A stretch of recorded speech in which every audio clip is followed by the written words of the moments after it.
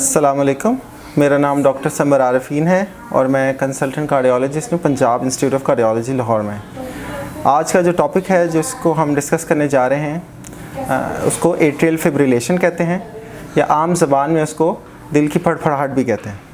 Atrial fibrillation बहुत common बीमारी है और ये बच्चों और बड़ों, मर्द और ख़वातीन हर उम्र के इसके मरीज़ हो सकते हैं। और ये बीमारी जो है छोटे से छोटे बच्चों में भी हो जाती है और इसके अलावा बूढ़े पेशेंट्स में भी हो जाती है।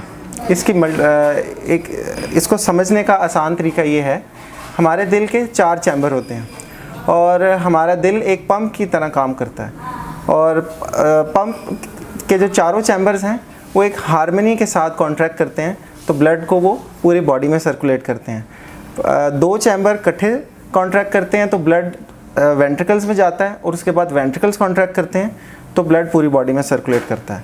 ये जब तक चैम्बर्स आपस में हार्मनी में कॉन्ट्रैक्ट करते रहते हैं ब्लड की सर्कुलेशन होती रहती है।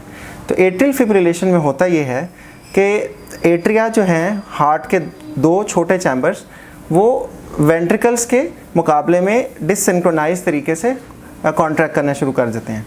उनकी हार्मनी वेंट्रिकल्स के साथ ख़त्म हो जाती है।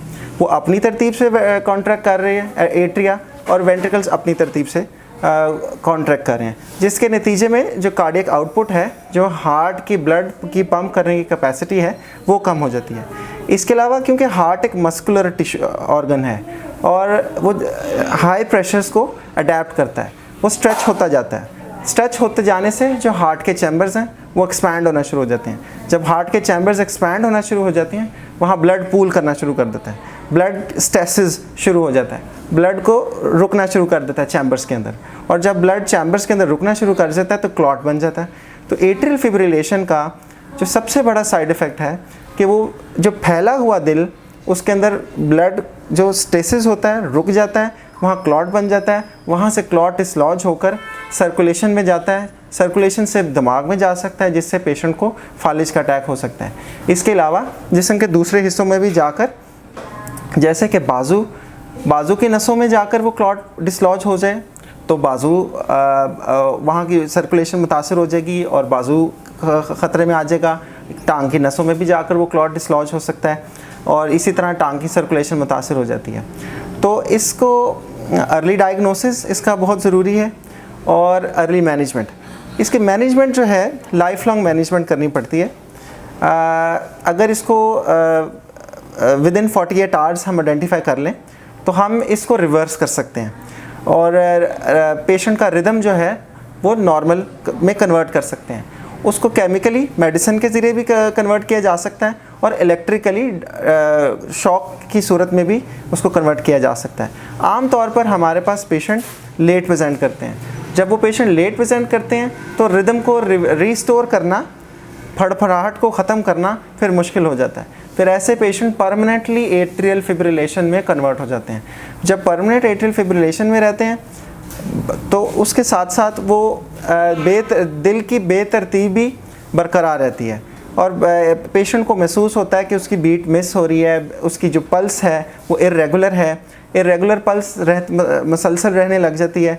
और सबसे बड़ा ख़तरा जो मैंने आपको बताया कि हार्ट के चैम्बर्स एक्सपैंड करना शुरू हो जाते हैं, क्लॉट बन जाता है, क्लॉट बनने से पेशेंट को फालिज का ख़तरा रहता है। हम इसको मैनेज इस तरीके से करते हैं कि हार्ट के रिदम को हम कम करने के लिए मेडिसिन देते हैं। इसके साथ साथ हम खून को पतला कर देते हैं।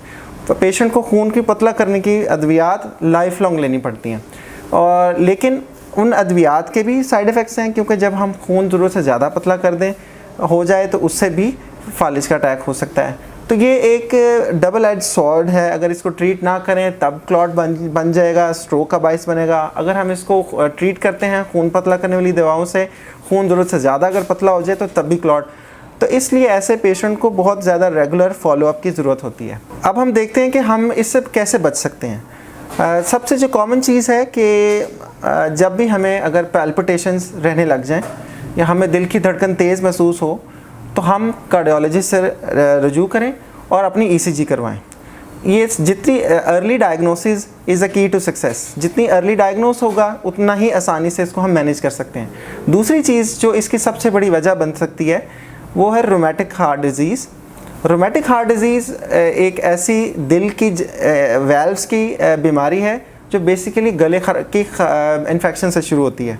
आम तौर पर बच्चों में, हाँ, बड़ों में गला ख़राब होता है, हम उसको घरेलू रेमेडीज से ट्रीट करते हैं, या अगर हम उसको एंटीबायोटिक का कोर्स करते भी हैं तो वो नाकाफ़ी होता है, और जिसकी वजह से वो गले की इन्फेक्शन ऑटो एंटीबॉडीज़ जनरेट करती है जो दिल के वेल्व्स को ख़राब कर देती है। रूमेटिक हार्ट डिज़ीज़ की वजह से एट्रियल फिब्रिलेशन हो जाती है।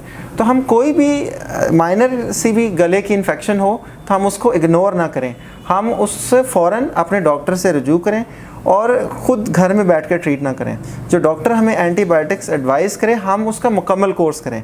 हम आमतौर पर करते ये हैं कि 1 दिन या 2 दिन मेडिसिन लेते हैं, हम ठीक हो जाते हैं, उसके बाद दवाई छोड़ देते हैं, लेकिन वो इन्फेक्शन अंदर बरकरार रहती है और उसके नतीजे में जो है रूमेटिक हार्ट डिज़ीज़ का होने का ख़तरा रहता है।